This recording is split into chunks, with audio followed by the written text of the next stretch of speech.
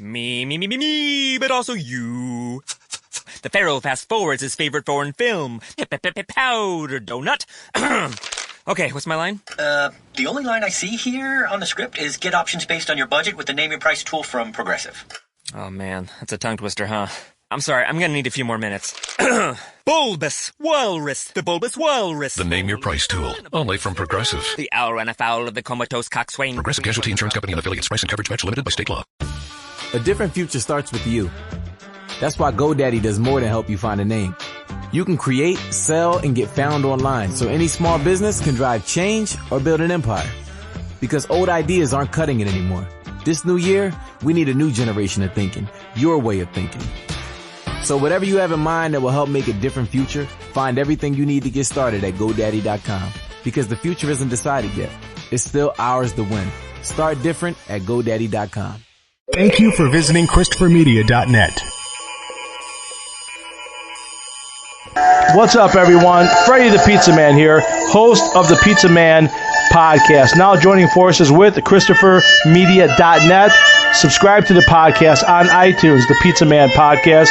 And, of course, find all the podcasts on ChristopherMedia.net. We talk Detroit sports. I bring on guests, passions, opinions, all for Detroit sports and more. We even talk pizza. So thanks for tuning in and spread the word.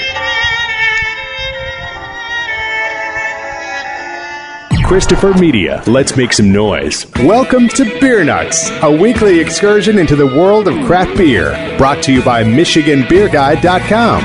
And now, here are the Beer Nuts. Okay, everybody, welcome to episode 101 of Beer Nuts. JR here from Rose Seal, Michigan tonight, here on the island. Doug out from Clawson, Michigan. Greg from Dearborn, Michigan. Dave here in Allen Park, Michigan. And Uncle Pete from Rockwood, Michigan. There you go. It's an all-Michigan show tonight. Been a while since we had one of those after episode 100 where we had coast to coast, Washington, Missouri, North Carolina represented. But today it's back to our roots, Michiganders. Our very first episode was at Chris's studio in St. Clair Shores. Unfortunately, Chris can't be with us tonight, but as they say in show business, the show must go on. So the first thing we'd like to do, as always, please invite all our listeners to crack open a cold beer. Whatever you enjoy is fine with us, whether you're a Coors Light, Miller Lite, Evil Empire drinker, or if you like the finer craft beers like most of us do, the IPAs, the Pale Ales, the double IPAs, Belgian triples, stouts, etc., etc., etc. Anything that you like is fine with us. We're not pretentious. We just want to introduce more good people to more good beer. So for tonight's quote of the week, we have Dave here. So as we call him, High Life. So High Life, take it over, and the quote of the week is all up to you. Well, here we go. This quote, I don't know. I've seen it just in the last few minutes. I've seen it attributed to two different people, so I guess we used it before. So hopefully last time it was attributed to Dean Martin. This time I guess it'll do Frank Sinatra. I feel sorry for people who don't drink. They wake up in the morning, that's it as they're going to feel all day. So. All right. I don't know. Could everybody hear that? You know what? You might want to try it one more time. Yeah, everything broke up. Just an edit, and then you were breaking up. All right, try it one more time. And everybody on the back end, when you're not talking, if you can mute, just in case there's any background noise, it helps. I can be like the, scolding guy since Chris. So I'm muting. Go for it, Dave. All right. So this quote has been attributed to two different people that I can find. So maybe it's been used before, but maybe it was attributed to someone else. So this time I'm going to go ahead and attribute it to Frank Sinatra.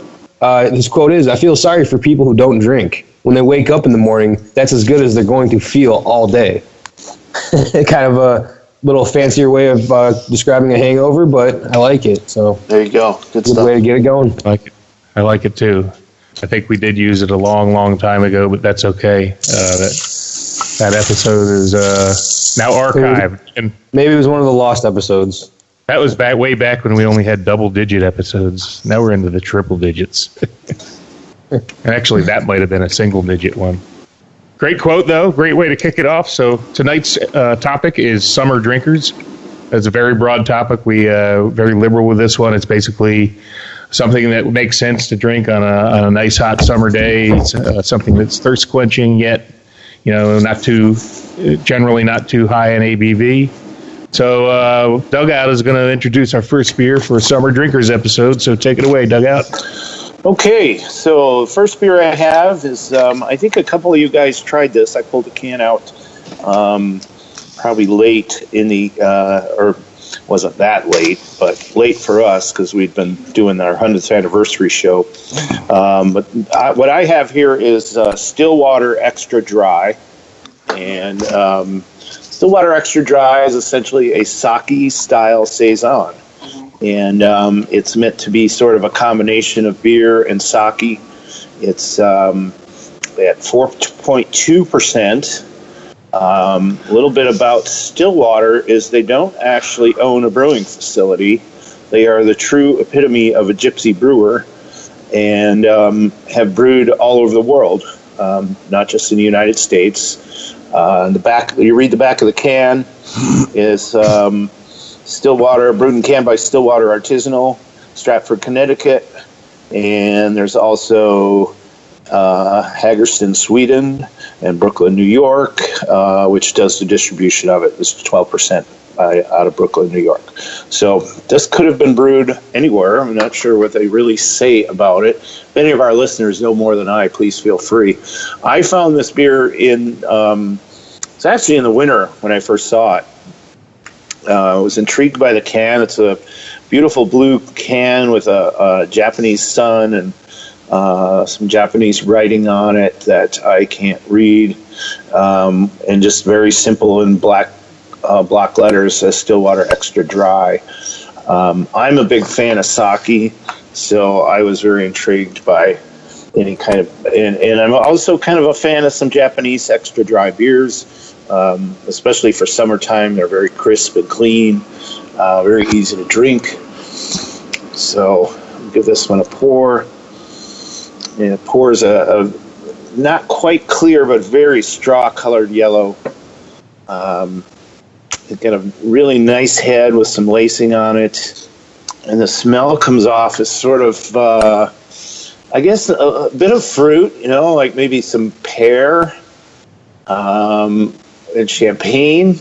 I know that it's brewed with sake rice, which is why the lightness in color. And this first sip is... you do get sort of that saison sort of flavor to it, a little bit of a peppery finish. It's got a very, very smooth mouthfeel to it, but with just a clean, crisp, boom, that's it. It's over. It's sort of lemony in flavor. It's got a really nice carbonation, like very, not quite champagne yeast bubbles, but still pretty fine bubbles, and the carbonation's a little high. There is some hop bitterness to it, and just a tad bit of sourness, but not, sort of between tartness and sourness. But it's certainly not overwhelming. It actually adds to the character of it, and overall, really a beautiful, beautiful beer. I could drink these all summer, man, and at 4.2%, you can have quite a few of them and not feel debilitated. I think even if you're not a fan of sake, this is definitely a beer worth searching out. I mean, the more I drink it, the more I become a fan of it. And this is probably about the 5th or 6th time I bought it now. And it's definitely become a staple in my refrigerator throughout the summer, and will be as long as I can get my hands on it. I don't see it around a whole lot of places. I did find a steady stream at a market and said, please don't ever stop buying this. I will buy it as long as you put it on your shelves. But yeah, this stuff's fantastic. If you can find it, grab it. It's well worth it. Sounds interesting. I have to try one. I might have actually had some at the 100. You did. I did. I was just going to say, you already have tried it, but that was kind of a long day. Was probably very little left of my palate when I tasted it. Yeah, and not really a beer to follow up with big old bourbon barrel, everything, coffee and port barrels and wine barrels. I mean, that's not the best way to test this beer out. I mean, it's definitely a beer for getting started, but like I said, if you see it, grab it. I mean, it's a winner in my book. It's just a beautiful citrusy flavor and very crisp and refreshing. Sounds perfect for the Summer Drinker episode. It's a good start there. All right, then I think we're moving on down to Dearborn next. Yes, sir. I guess that's me. So my beer that I brought along today is from Shorts Brewing Company out of Elk Rapids and Bel Air, Michigan, up in northern Michigan's summertime playground for us Michiganders. This is a new style. This is their dry hop Bavarian lager, 5.3%. It's brewed with mandarina and Hull melon hops. This was brewed in celebration of Seven Monks Tap Room, their 6th anniversary, which I believe happened last year. But this comes in poured in the glass here, nice golden straw color, nice soapy white head here on there. It didn't really last long, but looks very interesting in the glass here, and very crisp and refreshing looking. So on the smell here, a lot of melon and peach, a lot of crackery, biscuity type, malt smells to it. Very, very, very refreshing. Perfect for these summer days here. Let's take a sip. More of the same thing. A lot of that melon, peachy, fruity esters to it, followed by like a little lemony bitterness. Comes out a little dry, and I think that's the style, the way it's supposed to be. So a little bitterness as well. This is very refreshing. I can't really say much else about it. This is it's got German noble hops as well. This was offered in a mixed 12-pack that Shorts routinely brings out throughout the year. I think this was in volume number 2, and this is a great offering. This is fantastic. Perfect. A little cooler weather today, but this is certainly when it hits back in the 80s here in a few days, this will be even more fantastic. So I'm assuming this is a take on Old Style, if I'm not mistaken. Heileman's Old Style, and this is their version of it, New Style Bavarian Lager. I love that they're using actual Bavarian hops in it. I'm a huge fan of mandarina. Not the hugest fan of Hull melon, but when they're used right, they are very good as well. And this is, I can't really say I've had a lot of Hull melon in my time, but this is certainly one that I would seek out more often, especially now. And great job by Shorts. They certainly knocked it out of the park with this one. Sounds good. I've never had that one. I have to give it a crack. Absolutely. But I have had an Old Style, but that was at Wrigley Field. Oh, you have to drink Old Style Wrigley Field. Harry Carey would roll in his grave if he didn't. Well, somewhere there's a photograph of me in the stands making a sourpuss face when I had my first taste of Old Style. But you don't drink it for the taste. It's an iconic, beloved beer of Chicago, at least Cubs fans. So when in Rome. Interesting. It was a Wisconsin beer, but Chicago is the market for it. Chicago still is the market for it. You'll still find it there. It was always in our refrigerator as a kid growing up. My dad had that for his everyday beer, and then had Heineken for guests. So, fancy. And when I think back, the first beer I ever had was an Old Style. It's like a rite of passage. Yeah, it holds true for every member of my family, both my brothers and my sisters. And we can each remember just sneaking that beer out of the fridge, Oh, you snuck it out. Oh. Well, after Greg's review, I think I'd be more excited about trying a new style. There you go. All right, I think we're moving right on down the Southfield Freeway, down to Allen Park. No. So, Hey, hi, how's it going?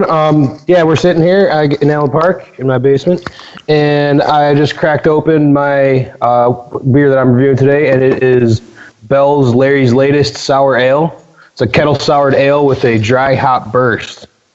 I've had it before, I just remember it being a really easy drinking kind of beer that you can drink a lot of because, yeah, and I can tell from the smell, like it's a kettle sour, so it's not that, definitely doesn't have that the stinky gym sock of the beer I brought by last week. amen. Thank you. Unforgettable.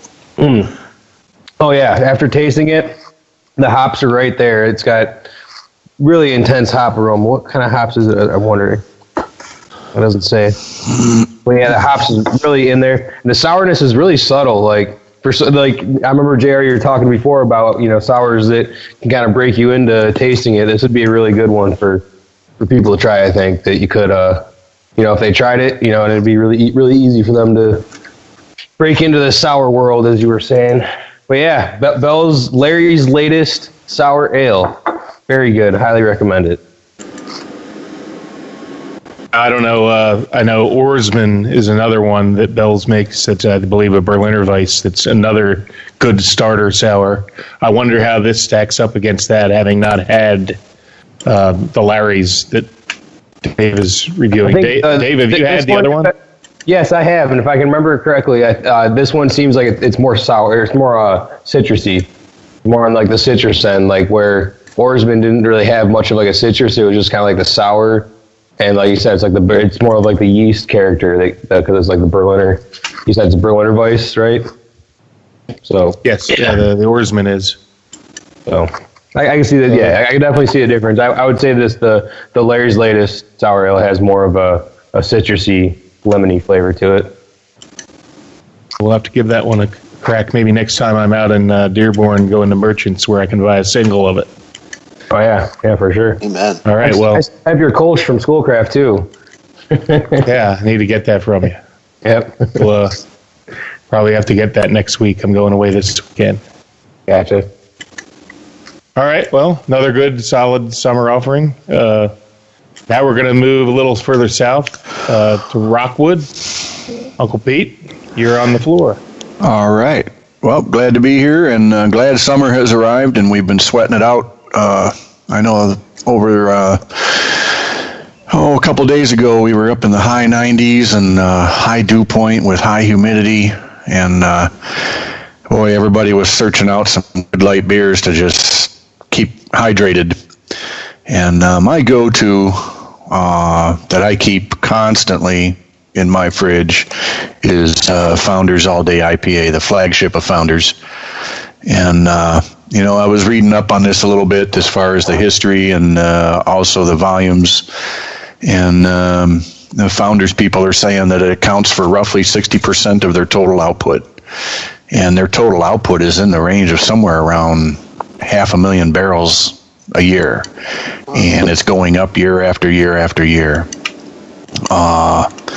Seems to me we're seeing 15 packs of cans of All Day IPA. I see them for $14.99, and I think that's a great value, $1 a can. And boy, when they're cold and fresh, and they just can't be beat. I know Founders is expanding. I was just reading some articles how they're expanding into more of the multi-outlet stores and convenience stores, drug stores and stuff. They're in talks with trying to get into Walmart and also 7-Eleven. And I think that can only be good for, keeping this in front of people and getting out or reaching more audience with this sessionable IPA. It's a great summer beer. It's a great year-round beer. In fact, I go to this beer year-round, and but I think more so in the summer. I'm chugging them down quite frequently. They're great when they're very cold, and this one has been sitting here for about 10 minutes, and it's sweating. So I'm going to give it a pour. And I'm just so used to just drinking it out of the can. It's not too often I pour this in a glass. So what do we got? Let's see. Oh, very aromatic. A lot of piney aroma. It's kind of grassy to me, but piney, mostly piney and resiny. It's got a nice foamy white head. It's not really dissipating. Great carbonation. This is a light, I won't say an amber, I'd say more, it's got some amber copper, but very, very much on the light end of copper and amber. It's very easily to see through. Some slight chill haze in there. Great aroma. I could sit and smell this. It's really a cloffer, so I'm going to drink it.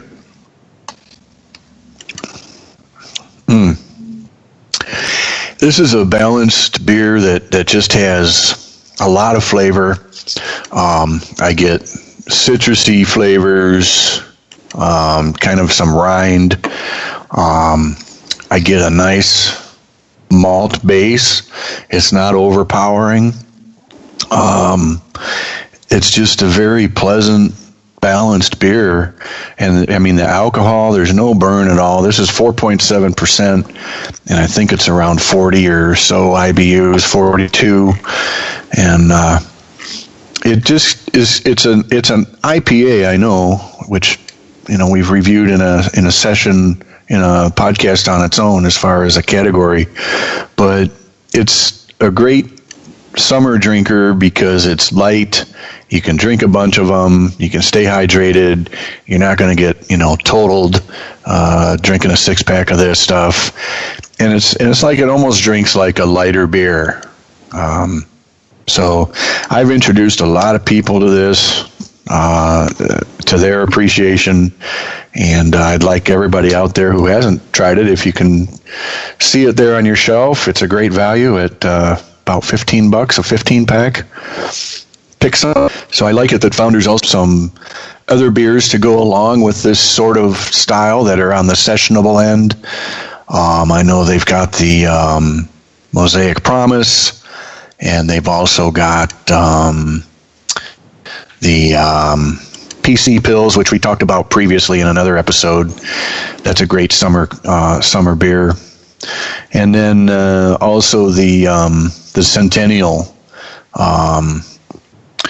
ale that is very much sessionable and full of flavor with full Centennial hops. So again, Founders All Day IPA. I love the can. It's unmistakable. It's green. Got a picture of a big old station wagon with a canoe on top heading off into the wilderness.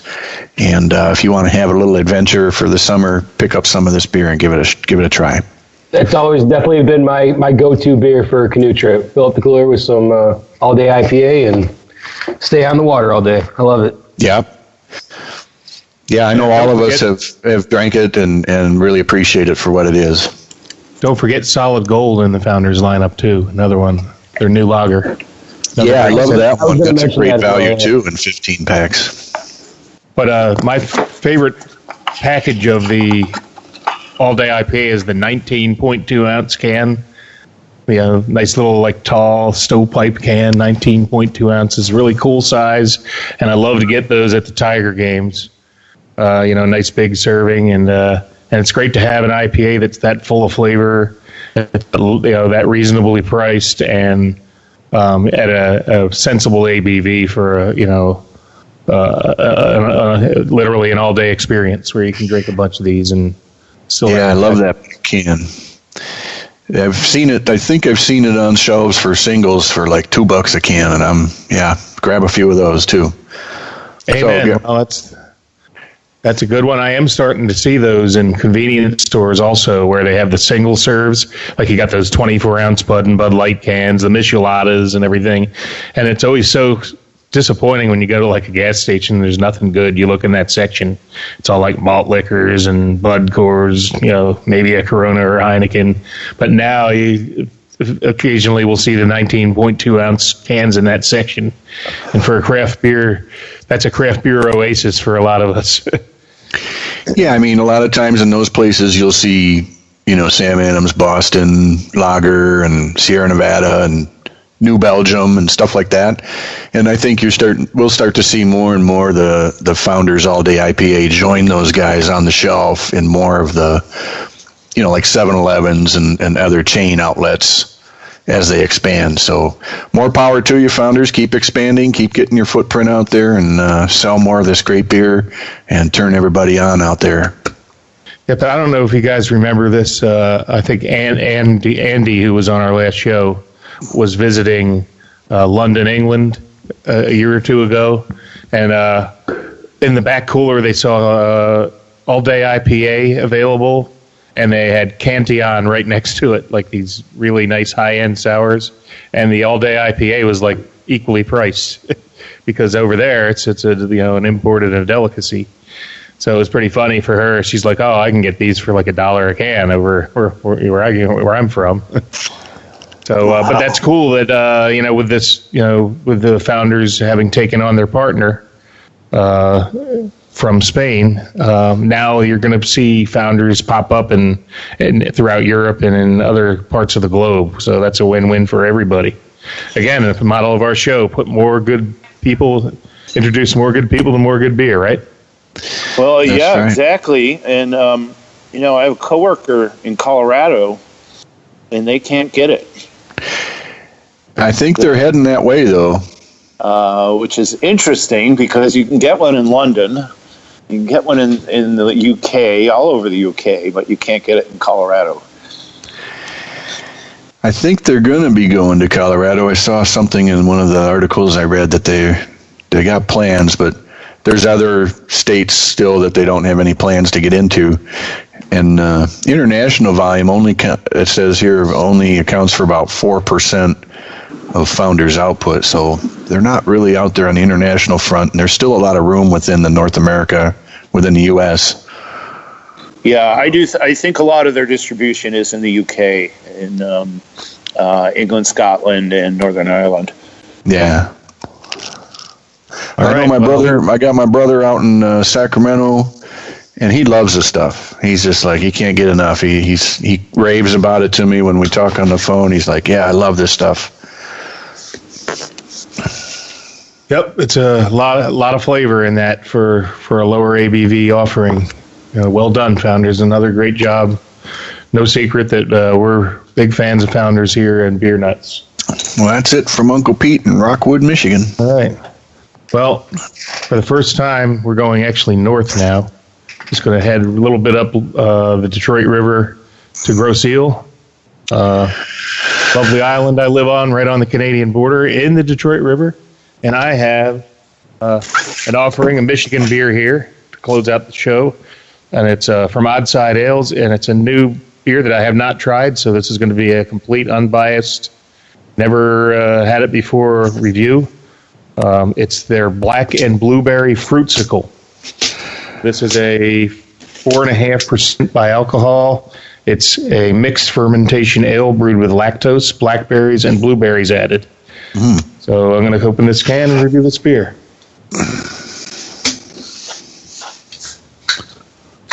Oh, wow, I can already see purple. Purple haze. Oh, it is too, man. That's what they should call this, purple haze. There's a beer called that. and even the head on this is pink. So very interesting. I'm going to hold it up to the light. It's kind of like a bluish purple, more purple than blue, but actually a little red in there too. Looks almost, I don't know really what it looks like. It's purple, red, blue, somewhere in the middle of that. So I just poured it. It's got a very healthy, probably a 2-finger head on the top. And again, the head is pink. On top of that really lovely reddish blue purple color. You cannot see through this beer. It's pretty cloudy. Definitely smells of tart fruit. Tart fruit on the nose. So I'm going to take a sip now. Oh, wow. I have to confess, I tried the strawberry one as we were waiting to do this one, and I actually wasn't too big of a fan of the strawberry one. It was a little tart, but this one is really good. I can taste, it says blackberry and blueberries. It's got a really, really nice blueberry, a berry flavor to it. The lactose cuts the tartness of it. It's just very slightly tart, and the lactose sweetens it up a bit. So it's almost a little bit of a sweet and sour. It's crushable. When I take a sip, it makes me want to take another sip. You ready to go on? It's really, really good. I recommend it. Their website is very, very brief. It just says black and blueberry fruitsicle, juicy, fruity, slightly tart ale with lactose, blackberry and blueberries added. 4.5% ABV. Not much else to add on the can, but all I can tell you is really, really nice fruit flavor in this. Slightly tart. It would be like a maybe even slighter tartness than one of the Jolly Pumpkins that is, a good starter. A good gateway beer for somebody that's into sours, but I wouldn't even, this is a very, very slightly tart. I wouldn't even be intimidated if you're like somebody that don't like sours. Still try this because let's face it, some of the popsicles you have aren't totally all sugar bomb sweet. So it's really good. And I'm not a real big fan of like these popsicle beers are out on the market now. There's the Answer, I think it's called, from Richmond, Virginia, is the famous one that has, they're selling $22 crowlers of basically Anderson Valley Gosa with fruit infused into it. And if you don't keep those cold, they can, ferment in the can and explode. And they're very tasty because they have fresh fruit added to them. And they do taste good, but they don't really taste like beer, and they really aren't beer. But this is beer. This is brewed the proper way. I've done a little bit of research on, some places are doing it right and some places aren't. So this isn't supposed to be able to be ferment out in the can, but it's got that juice. It's got that nice fruity juice in it, and just very slightly tart. The lactose is a nice touch. Sweetens it up just a tad. So, full disclosure, I did have the strawberry. That one was a little less flavorful to me, and it maybe it's just my palate. Strawberry is not my thing. It was a little tart for me, but this one's a winner. So I'm glad this is the one I really focused on for this episode. I like the simplicity of the labels with the popsicles and the hops. Oh yeah, very, very attractive labels. Just a uncolored silver can with a basically a sticker of a popsicle on it. And I've had that one. I've got a few of those, and I've got a few of them saved in the refrigerator. My sister is a huge fan of fruit beers, so I took a few of each of the 6-packs that I had and just put them aside for. I know that a few of the other ones were a little harder to find in our area, but it looks like the one you have, the blueberry blackberry one, is kind of readily available right now. In the fridge, I have the pineapple, and then I have a blood orange raspberry. Oh, yeah, that was my favorite one. Was the blood orange raspberry? Yeah. Just really easy to drink. Just a nice thick mouthfeel from the lactose in it, and kind of a sweet sour thing going, like sweet tart candy. Very much candy kind of sweet tooth beer, but with not sickeningly sweet. I think the lactose just kind of smooths things out pretty well with that. Yeah, some of those other ones I've had that with fruit added and everything, they're really, really sweet. Almost like a melted popsicle, but it's just because it's the sweet fruit added to it. And that's not beer. That's like taking a Gosa and introducing fruit into it. But this is beer, and it's solid. It's tasty, and it's well done. Good job, Oddside. At least the black and blueberry one is a winner for me. So anybody, any final comments? Don't really have much from the way of hipster tipster. I do have one story I can mention about a lawsuit that took place where actually Bourbon County, Goose Island, was sued over the dreaded 2015 batches. Those of you that may not know or may not remember, there was some infected batches of 2015 Bourbon County Stout. And to the company's credit, they did issue rebates and refunds. And T-shirts. Yes. And I'm sure they lost a lot of money on that. I actually read this article in Paste Magazine, and I have it in front of me, where there was a lawsuit filed by a couple customers. I guess they were just trying to get a money grab out of this. But they actually reveals in the article that there were more refunds submitted than there were actually bottles produced. So a lot of people were, manipulating and cheating on getting money checks back for this. But I guess make a long story short, because I've read this article before, these two guys that did this lawsuit tried to get money out of Goose Island. They were saying that the refund process wasn't publicized enough, or they didn't give enough time. And there was a guy that had proof that he bought over $600 worth of bottles, and the legal team basically offered these two guys, one of them $5,000, one of them $3,000. It says the maximum amount potentially available to them, plus additional funds to cover court costs and attorney's fees. So that's $8,000 between them, plus court costs and attorney's fees, because the Goose Island just wanted to settle out of court. They didn't want to have a big court battle. And these guys said, no, we're going to take it to a trial. Well, the district court judge officially dismissed the lawsuit, and they didn't get a penny. So as much as I'll just read the last article, because it mirrors my feelings on it. We're never going to be fans of AB InBev here at Paste, but today we'll say it. Good for you, Goose Island.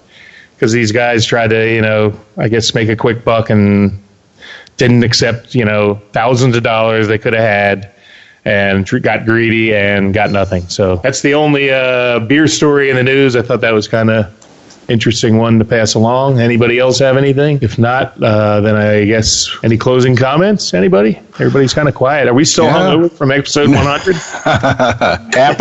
Just happily hungover. We took a week off for that reason, so everybody could sober up. I don't know. I'm glad we did this episode. There's so many other beers we could talk about and drink, for summer tasters, and we'd love to hear from everybody out there. If you get a chance, send us a note or a message, MichiganBeer.com or the Beer Nuts. Let us know what you're drinking for the summer. And there's so many choices out there. I hope everybody finds one that they like. Amen. And we're on Instagram too, at Beer Nuts Podcast on Instagram. Just shoot us a picture of what you like to drink. One of the ones I would have brought up in this episode would have been the El Ligero from Griffin Claw, the Mexican lager with lime, but we just reviewed that a couple episodes ago on the lagers and pilsners. But that's one that I've been crushing this summer too. Yep. I look forward to finding more of this black and blueberry fruitsicle. It's delicious. Yeah, I got to find some of that. Amen. All right. Well, thanks everybody for listening. And as they say in old Mexico City, AMF. If you like this show, please tell a friend. Please follow us on Twitter and like and share us on Facebook by searching for Christopher Media. You can subscribe to all ChristopherMedia.net shows for free on ChristopherMedia.net. Please make sure to rate and comment on all your favorite Christopher Media shows.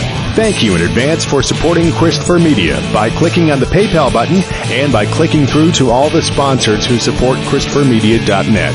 Thank you for visiting ChristopherMedia.net, and thank you for listening. Thank you for visiting ChristopherMedia.net.